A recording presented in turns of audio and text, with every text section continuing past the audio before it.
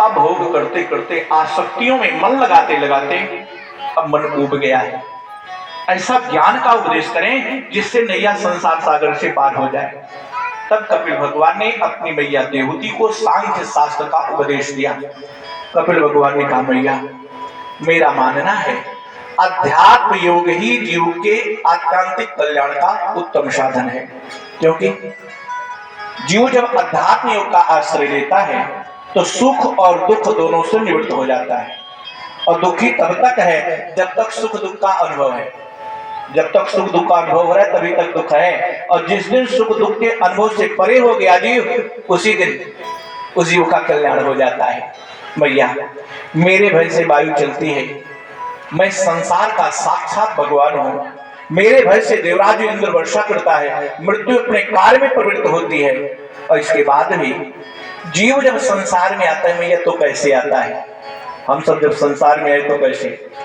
माता पिता के संयोग से जीव जब गर्भ में प्रवेश करता है तो पहली रात्रि हमारा आपका स्वरूप कलल का होता है।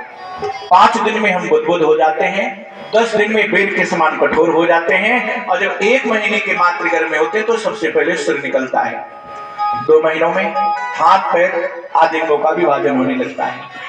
तीसरे महीने में मातृगर्भ में रहने वाली संतान बालक है या बालिका ये निश्चय होता है।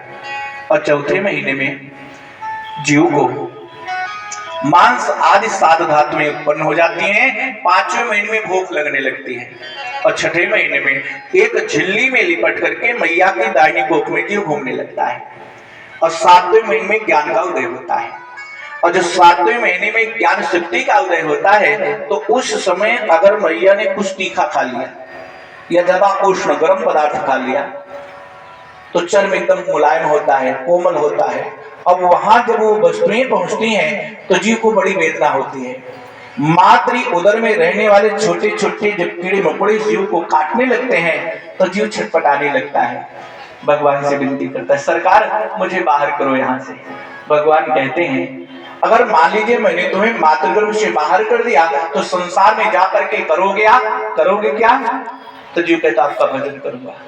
वादा किया भगवान से, क्या करूंगा? आपका भजन करूंगा। तो किसी की विनती 7वें महीने में भगवान सुन लेते हैं, किसी की 8वें महीने में, किसी की 9वें महीने में, किसी की विलंब से सुनते हैं 10वें महीने में। और जब जिसकी विनती को स्वीकार करते हैं तो प्रसव वायु का ऐसा